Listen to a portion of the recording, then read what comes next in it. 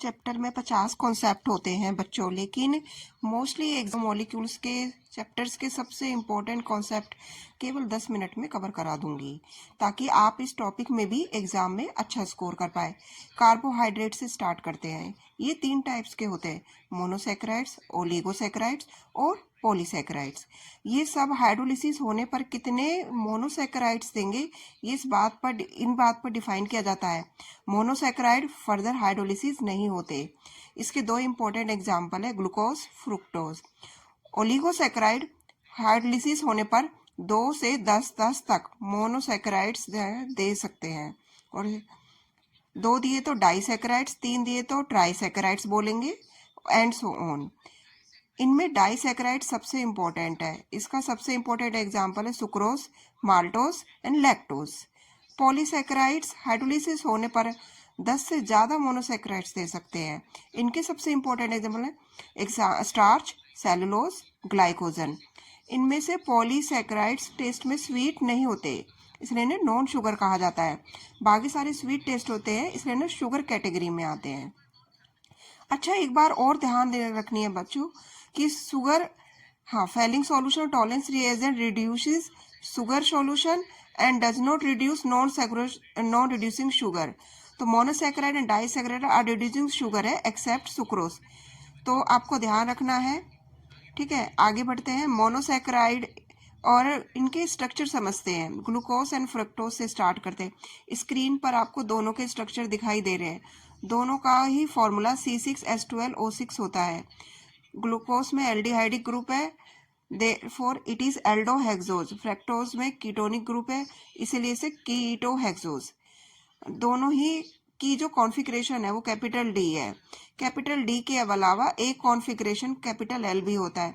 Last के 2 carbon देखिए, सिर्फ इस टाइप के स्ट्रक्चर में OH ग्रुप अगर आपका लेफ्ट साइड में है तो कैपिटल एल कॉन्फ़िगरेशन होगा, और याद रखना बहुत आसान भी है क्योंकि लेफ्ट स्टार्ट विद एल, ठीक है। और अगर OH ग्रुप राइट में है तो कॉन्फ़िगरेशन कैपिटल डी होगा। ऑप्टिकल रोटेशन की बात करें, ग्लूकोज एक डेक्स्ट्रो रोटेटरी है, इसलिए हम इसके नाम में प्लस साइन यूज करते हैं। एंड फ्रक्टोज लेवो रोटेटरी, इसके नाम में ब्रैकेट में माइनस साइन हम यूज करते हैं। दोनों के 2 साइक्लिक फॉर्म भी होती है। इनमें 5th कार्बन का OH ग्लूकोज के केस में CHO ग्रुप में ऐड होकर एक 6 मेंबर रिंग बनाता है, जिसे पायरोनोज कहते हैं। वहीं फ्रक्टोज के केस में 5th कार्बन का जो कार्बन है वो एक रिंग बनाता है, जिसे फ्यूरोनोज कहते हैं। दोनों की cyclic form alpha and beta form में एग्जिस्ट करती है। अब बात करते हैं बच्चे डाइसैकेराइड्स की। इनके स्ट्रक्चर में 2 मोनोसैकेराइड यूनिट इस्तेमाल होती है। इन दोनों के बीच में एक ऑक्सीजन एटम लिंक होता है। इस लिंक को कहते हैं ग्लाइकोसिडिक लिंक कहते हैं। स्क्रीन पे बच्चों आपको सेक्रोज का डायग्राम दिया गया है। ये alpha D glucose and beta D fructose के लिए बनता है। एक बात इंपॉर्टेंट यह है कि जब सेक्रोज का हाइड्रोलिसिस करते हैं तो सेक्रोज का डेक्स्ट्रो रोटेटरी नेचर लेवो रोटेटरी मिक्सचर में कन्वर्ट हो जाता है। ऐसे साइन चेंज प्रोडक्ट को इनवर्ट शुगर कहते हैं। पॉलीसैकेराइड्स में बहुत सारे मोनोसैकेराइड्स होते हैं, ग्लाइकोसिडिक लिंकेज से जुड़े होते हैं। स्टार्च की बात करें तो ये एक अल्फा ग्लूकोज पॉलीमरिक होता है। इसमें 2 कंपोनेंट होते हैं, ये आप ध्यान से सुनिए बच्चे, एनिनोज एंड एमिलोपेक्टिन। स्टार्च में अराउंड 20% एमिलो स्ट्रक्चर होता है और 80% एनिलोपेक्टिन। एमिलो वाटर सॉल्युबल होता है और एमिलोपेक्टिन वाटर इनसॉल्युबल होता है। स्ट्रक्चर इनका लगभग सिमिलर है, बस एक डिफरेंस है। एमिलोज अल्फा डी ग्लूकोज के C1 एंड C4 कार्बन पर ग्लाइकोसिडिक लिंकेज के बनता है। ये कॉन्टिन्यूस चेन होती है बच्चों। वहीं एमिलोपेक्टिन C1 और C4 लिंक तो होता ही है, उसके अलावा C1 C6 कार्बन के बीच में एक ब्रांचिंग भी होती है, जैसा कि आप डायग्राम में देख सकते हैं। अब बच्चों अब बात करते हैं प्रोटीन की। प्रोटीन कई अल्फा अमीनो एसिड से मिलकर बनते हैं। Amino acid contain both amino group and carboxylic group. Alpha amino acid में अमीनो एंड कार्बोक्सिलिक ग्रुप दोनों ही सेम कार्बन पर अटैच होते हैं। बच्चों एक इम्पॉर्टेंट बात ध्यान रखें आप, अमीनो एसिड का नेचर एम्फोटेरिक होता है, like salt, both acid and as well as base. अगर अमीनो एसिड में अमीनो ग्रुप ज़्यादा है तो उनका नेचर बेसिक होगा, और कार्बोक्सिलिक ग्रुप ज़्यादा उनका नेचर एसिडिक होगा, और दोनों ग्रुप इक्वल है तो वो न्यूट्रल नेचर होगा। जो अमीनो एसिड हमारी बॉडी में बनते हैं उन्हें नॉन एसेंशियल अमीनो एसिड कहते हैं, फॉर एग्जांपल ग्लाइसिल एंड एलेनाइन। जो हमारी बॉडी में नहीं बनते हैं उन्हें डाइट के थ्रू हम लेते हैं, उन्हें अन एसेंशियल अमीनो एसिड कहते हैं, जैसे लुसाइन एंड बेलाइन। जो अल्फा अमीनो एसिड पेम्पाइड लिंकेज से कनेक्टेड होते हैं, पेम्पाइड लिंकेज में amino group carboxylic group combine होते हैं। स्क्रीन पे आपको ग्लाइसरीन एंड एलेनाइन का पेप्टाइड लिंकेज दिखाई दे रहा है। ये एक डाइपेप्टेड अमीनो एसिड है क्योंकि ये 2 अमीनो एसिड से मिलकर बनता है। सिमिलरली पॉलीपेप्टाइड अमीनो एसिड वो होते हैं जिनमें 10 से ज़्यादा अमीनो एसिड होते हैं। अमीनो एसिड के बारे में सारी बातें हो गई। अब हम प्रोटीन के बारे में आते हैं। प्रोटीन का स्ट्रक्चर 4 लेवल में, प्राइमरी लेवल में पॉलीपेप्टाइड चेन के अंदर किस सीक्वेंस में लिंक होते हैं इसकी जानकारी मिलती है। सेकेंडरी लेवल में उस पॉलीपेप्टाइड चेन में शेप की जानकारी मिलती है। शेप 2 तरह से हो सकती है, अल्फा हेलिक्स एंड बीटा है and beta pleated sheet. Alpha helix structure में पॉलीपेप्टाइड चेन क्रिस्टल रहती है in a form of helix, जैसे कि डायग्राम में दिखाई दे रहा है। इसमें NH ग्रुप अपने एडजेसेंट CHO ग्रुप के साथ अटैच होता है। ये बॉन्ड हेलिक्स स्ट्रक्चर को स्टेबलाइज कर देता है। वहीं बीटा प्लेटेड शीट जो होती है, सभी पेप्टाइड चेन एक दूसरे के साइड में रहती है and parallel to each other, और ये चेन्स इंटरमोलिकुलर हाइड्रोजन बॉन्डिंग के थ्रू एक दूसरे से जुड़ी होती है। तो फर्दर ये कैसे फोल्ड होते हैं स्ट्रक्चर्स, टर्चरी में ये पता चलता है। Fibrous and globular. Fibrous protein में पॉलीपेप्टाइड चेन एक दूसरे के पैरेलल होती है और एक दूसरे के हाइड्रोलिसिस होकर हाइड्रोजन बॉन्ड बनाती है और डाइसल्फाइड बॉन्ड से जुड़ी होती है। एग्जाम्पल है केराटिन एंड माइसिन, और ये प्रोटीन वाटर में इनसॉल्युबल होते हैं। Globular protein polypeptide chain coiled हो जाती है और स्फेरिकल शेप में रहती है। एग्जाम्पल है insulin and albumin.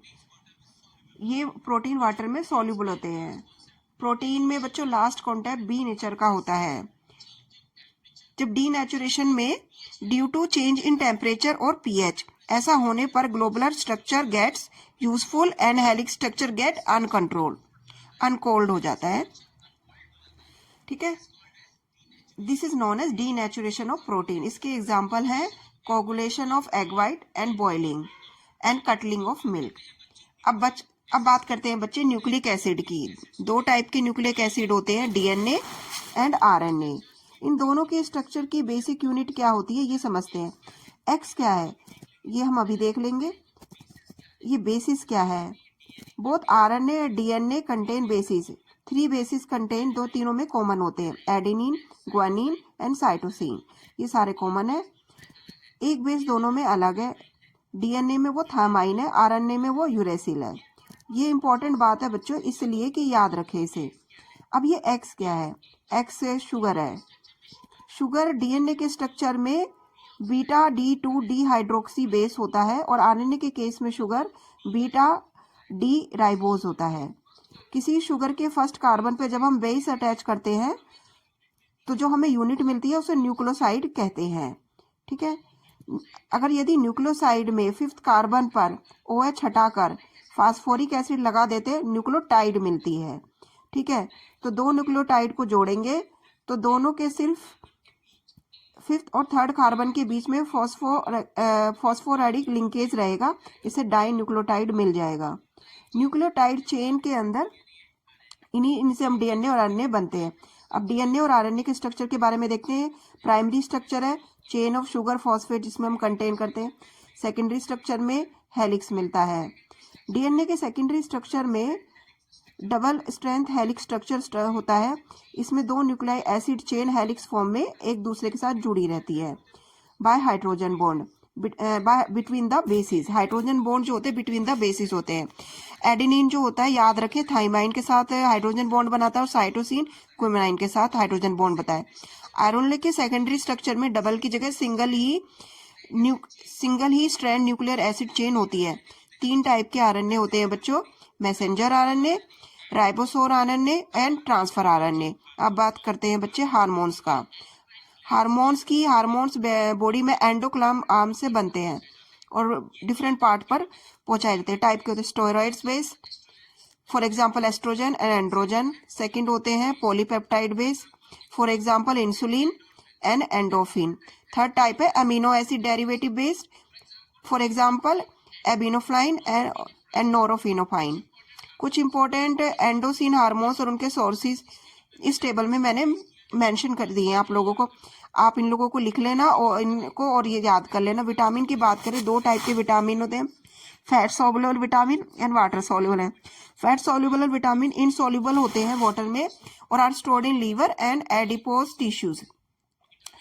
Vitamin A, D, E and K are fat soluble vitamin है। B group vitamin and vitamin C are water soluble है और इन्हें हमें थ्रू डाइट हमें रेगुलर सप्लाई करना पड़ता है, as they are ready to take your body and cannot be stored in your body, and except beta B12 can be stored in your body.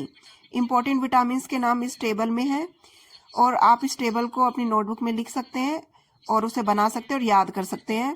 इसे जरूर याद कर लें। तो बच्चों, आई होप आपको बायोमोलिक्यूल्स काफ़ी कंफर्टेबल हो गए होंगे। अगर नहीं हुए तो एक बार फिर इस वीडियो को देख लें। इससे आपके सारे इंपॉर्टेंट जो टॉपिक्स हैं वो विद इन 10 to 11 मिनट आपको सारे लर्न हो जाएंगे। Best of luck for your exam. Thank you very much.